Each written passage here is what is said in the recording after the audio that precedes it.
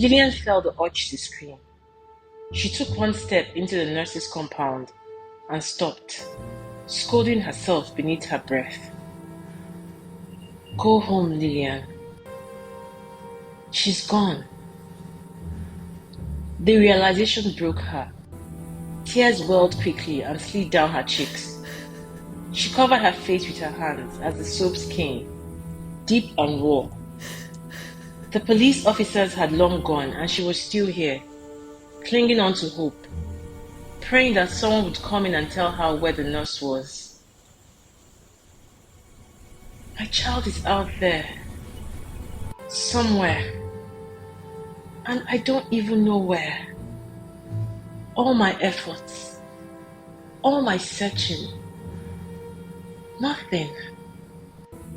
I'll spend the rest of my life wondering who my baby is, what he or she looks like, who is raising him or her. God, I feel so helpless. Lillian never did an ultrasound to know the sex of her babies.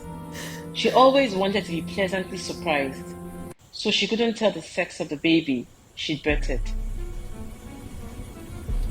Her legs gave way and she sank to the bare ground, overwhelmed by despair. She knew she should return to Lagos, but her heart refused to move. She needed answers, yet every path led to another dead end. She was still sitting there when the compound gate burst open. A woman, breathless, frightened, ran inside and froze when she saw Lillian. Madam, what are you doing here? She asked, clearly thrown off. Lillian tried to answer, but her voice failed her. The woman pressed a trembling hand to her chest. Her breath was even. I need to check something inside. I just need to know. Her composure crumbled. Tears streamed down her face. Alarm jolted Lillian to her feet. What's wrong? Everything. The woman sobbed. I just got a call.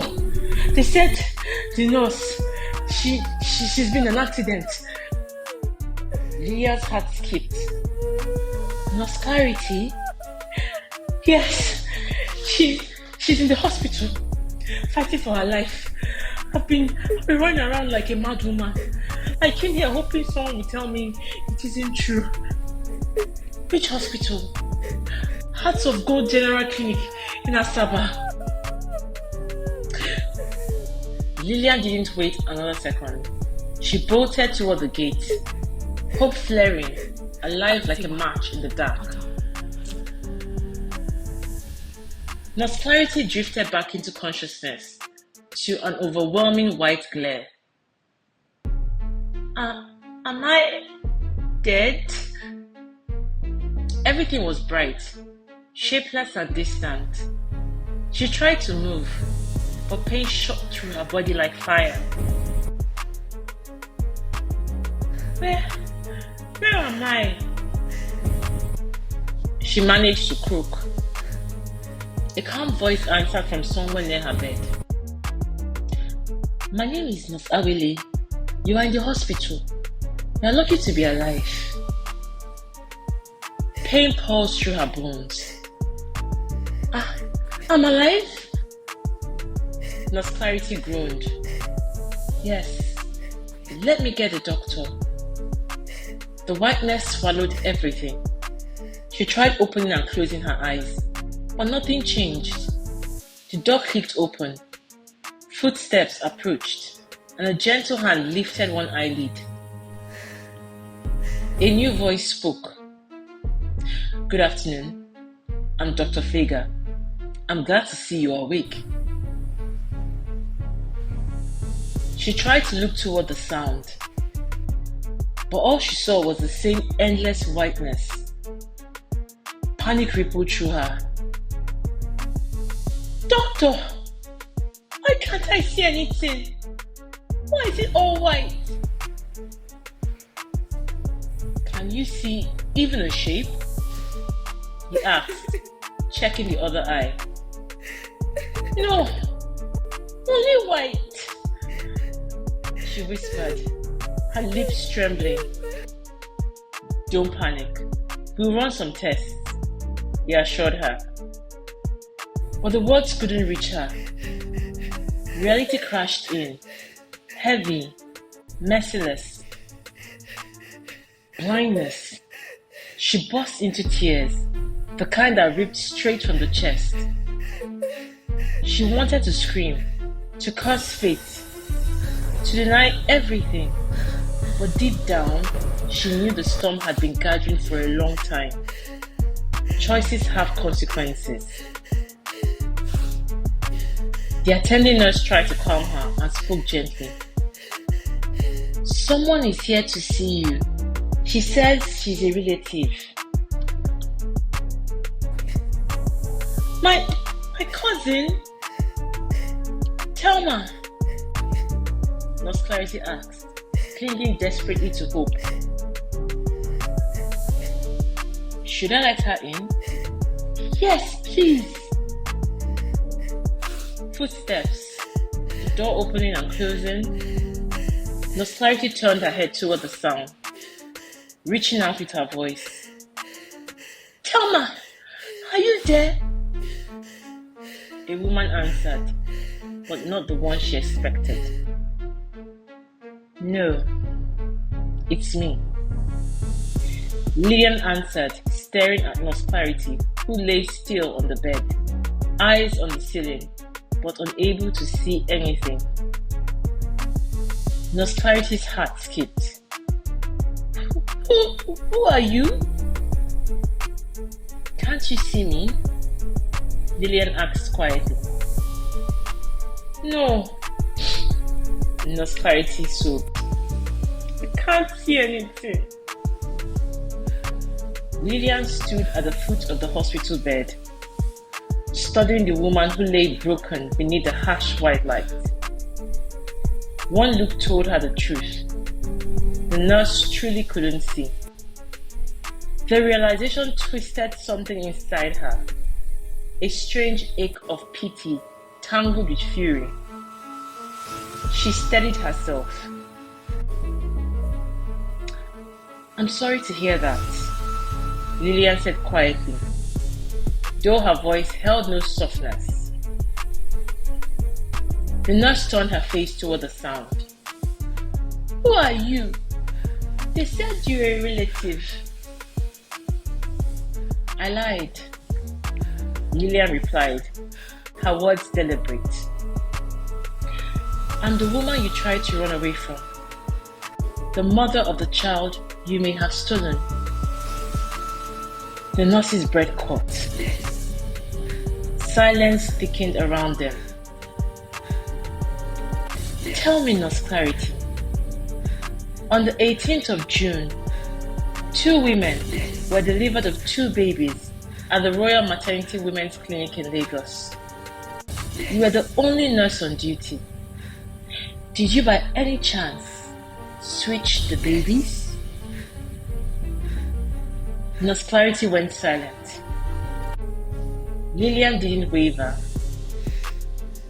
I'm sorry you're in this condition, but I need the truth. If you don't talk, I'm calling the police. The nurse jerked, her voice cracking. No, please, no police. Haven't I suffered enough? Look at me. I can't even see. I might never see anything again. I'll keep the police out, Lillian said. But you must tell me everything. All of it. The nurse swallowed hard. I will. I even have proof. My phone. The hospital nurse has it. Inside, I saved the contact details of the woman who took your baby. Her name is Chioma. Lillian's heart slammed against her ribs. The air around her seemed to vanish. She couldn't breathe. After months of torment and questions, she was finally staring at the truth. "I'm listening," Lillian whispered, gripping the foot of the bed for balance, fighting tears. "I'll talk," the nurse said in a trembling voice. "Just don't let me go to jail. I'm suffering already. I'm paying for my actions." Lillian didn't bother responding. She simply pulled out her phone with shaky hands and tapped the voice recorder. "Speak," she said. The nurse inhaled shakily. "This is my confession, and I swear it's the truth. Nobody ever forgets stealing another woman's child and giving that child away. It happened on the night of the 18th of June. As her voice broke into a full detailed confession, Lillian stood motionless, her body trembling with every word. Her tears fell freely, but her face stayed lifted, absorbing each devastating truth. After so long, the veil was finally lifted, and nothing could ever be the same again. The very next day, Lillian stood at Chioma's doorstep, flanked by 2 uniformed officers. Her hands trembled as she knocked. Once, twice, then harder. Inside, movement stirred. The door opened and Chioma appeared, her baby boy in her arms. For a moment, neither woman breathed. The officer stepped forward. "Good afternoon, madam," one of them said. "We need you to come with us." But Lillian's eyes had already drifted past Chioma, straight to the baby on her hip. Everything in her froze. Chioma's face tightened. Neighbor, what is this?" Lillian lifted a shaking finger towards Chioma. "This is Mrs. Chioma," she said to the officers, but her voice cracked as she spoke. Her eyes filled instantly as her finger pointed at the baby boy. "And that is my baby." A strangled sound rose from Lillian's chest, and she reached forward instinctively. "Oh, my baby!" she sobbed.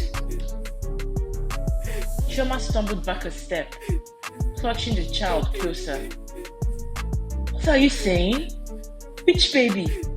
This is my son."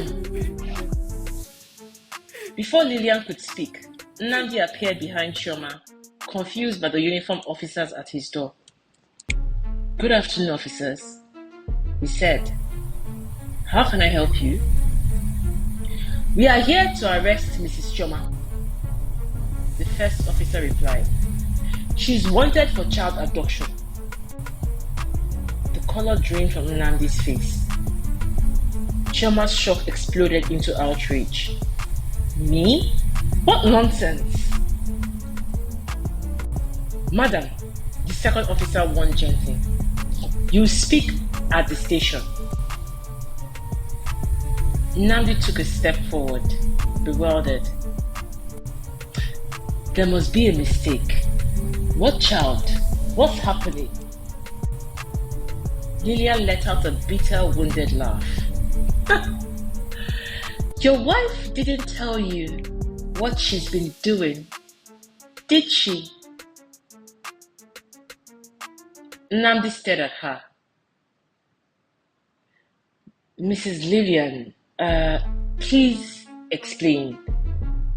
Did you return to see your children? I spoke to your husband yesterday and I'm not here for chit-chat, Mr. Nnamdi.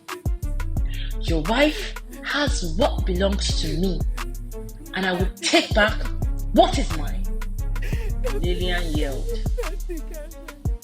But Chioma didn't wait to hear any further. Panic slammed through her. She spun around and bolted into the house with the baby.